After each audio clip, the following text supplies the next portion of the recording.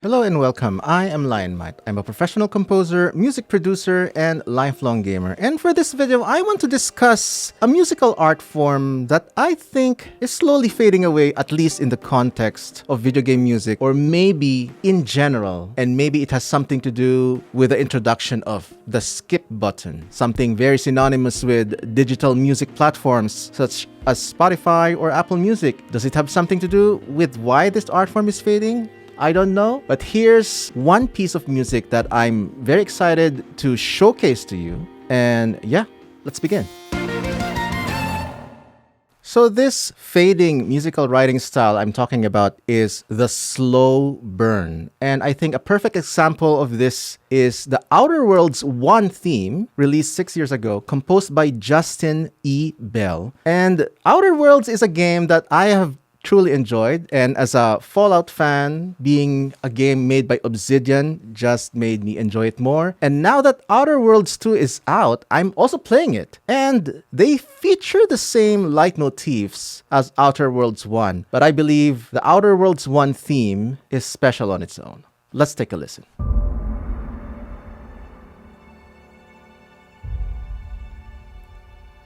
See? It's a very slow burn. The tempo is super moderate, slow to moderate. It starts in this a little bit low energy, starting even a low range. Beautiful delays.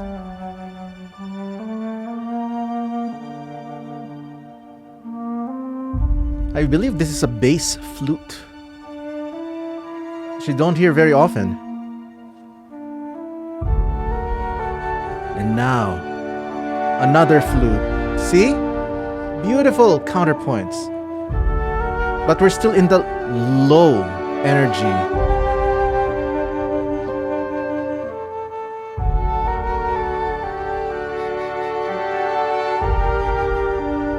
A little bit of build-up.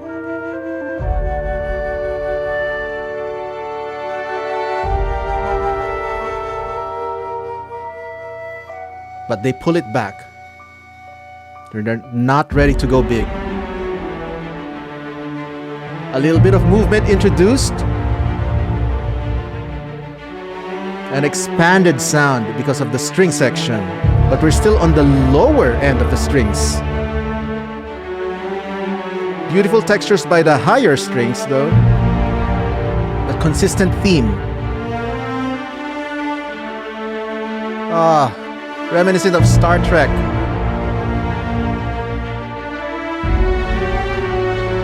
And now it's slowly lifting up the energy, adding more textures, more wider range.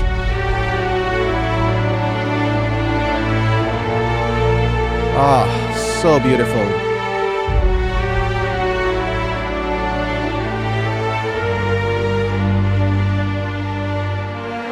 So reminiscent of classic 90s Hollywood film scores.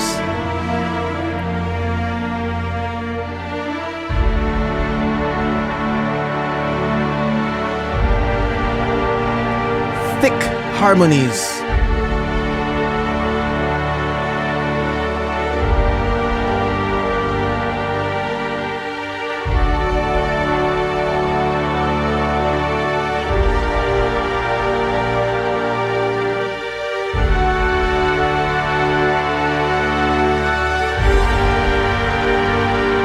Wall of sound. Now here's theme B. Still not quiet. There at the highest energy. But they're breaking up the linearity a little bit, or breaking up the predictability by adding a second melodic theme. Long tones, but with movements in the higher strings.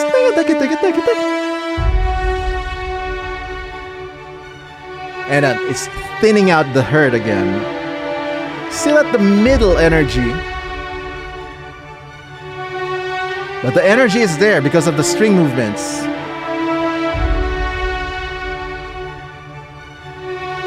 It's very obvious they're still building up to something bigger.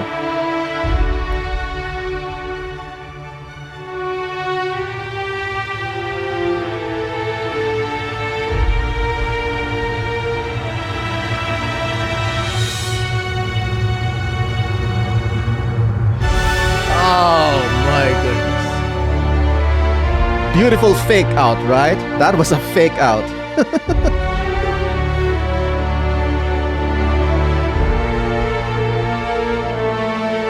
Wow. The French horns. Counterpoints.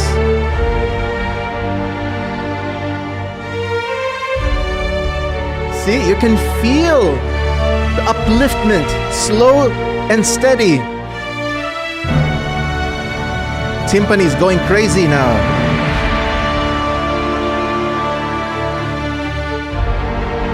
This is theme C.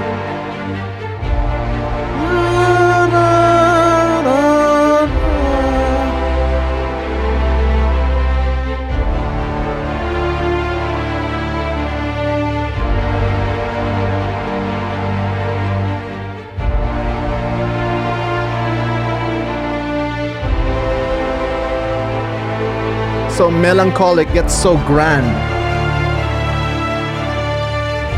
Again, beautiful long tones, long winded melody, but punctuated by the moving staccato strings, thus making it move forward rhythmically speaking.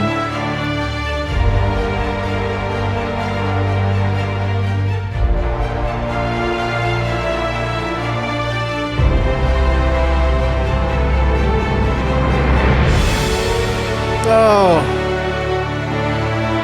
we are now at one of the peaks of the energy distribution of the music. Thick harmonies. And now we're getting all the rolling cymbals. You just know it's up there already.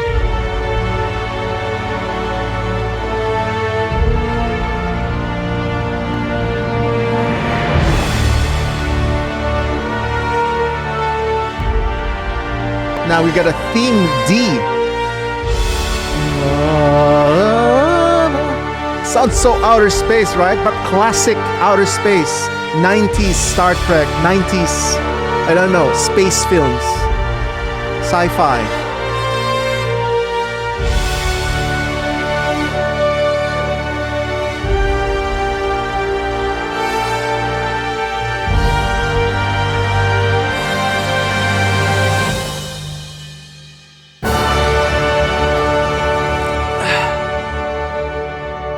Wow, all that build up leading to that final cadence, and then we have leftover energy here. They gave it their all, the highest, the loudest burst of sound, and now they're ready to subside.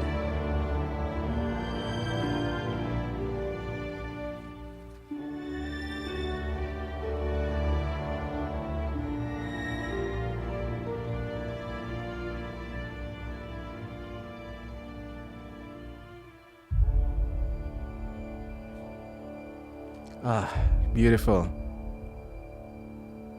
Beautiful. Yeah, that was Outer Worlds 1 theme. And you don't get to hear this kind of video game themes or movie themes written like these in general. The slow burn. This is 7 minutes long, so definitely it's quite a journey. But I think going back to the Spotify analogy that I said, maybe it's the digital revolution of music where we now have the concept of a skip button. That's why more and more music producers, composers, songwriters have started structuring their songs where you start at the highest point of the piece and then go from there. Because, you know, when you're skipping songs in a music service, you have like a split-second decision to make. Do I like this song or do I don't like this song? Skip. And if the singer does not impress the listener in the first 2 seconds alone, then they've lost the attention of that kind of listener. So I don't know if it's technology. I don't know if it's changing tastes or both. What I'm trying to say is I miss this kind of slow burn music writing that is more reminiscent of classical music, essentially. I think one of the best examples is The Moldau by Bedřich Smetana, where it is like a musical analogy to a river that starts with a small spring, turns into a brook, and then goes into the ocean. You can hear the size of the sound, the size of the music growing with it. And this Outer Worlds main menu music theme composed by Justin Ebel is also a perfect example of that. You just listen to how organic it grew when you compare it to the first few notes, first few seconds. Tiny speck of dust in space.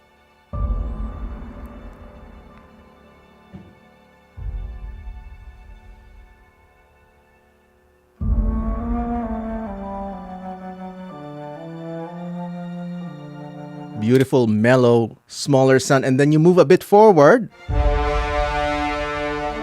Sound is now more expansive, and then you move a bit more forward. Now it's the full range of the orchestra. All that journey building up to this one.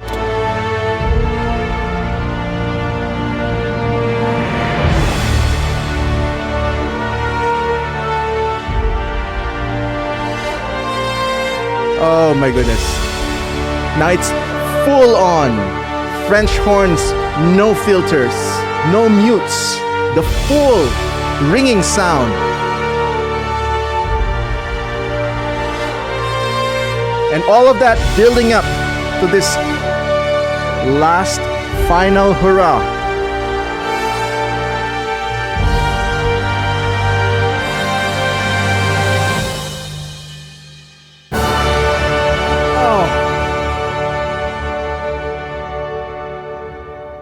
Satisfying, a slow burn to a final big hurrah, and then just a few leftover energy. And the slow burn very much works with this because you are starting the journey from the very beginning. You can see its development, its growth, and you're part of the emotional journey now. So when you reach that big final ending, you've become part of the journey. So you've seen the beginning and the end. It becomes more satisfying. And that is the appeal of slow burn music writing. And my goodness, what a beautiful example this is. And, you know, I've been wanting to make a video about this for a while, but I think now is the perfect time that Outer Worlds 2 is out. So yeah, let me know what you think. Do you agree with me that this kind of slow burn kind of music writing is kind of almost a forgotten writing style? Not just in classical music, but in music writing in general. And does the digital music revolution have something to do with that? With the advent of the concept of skipping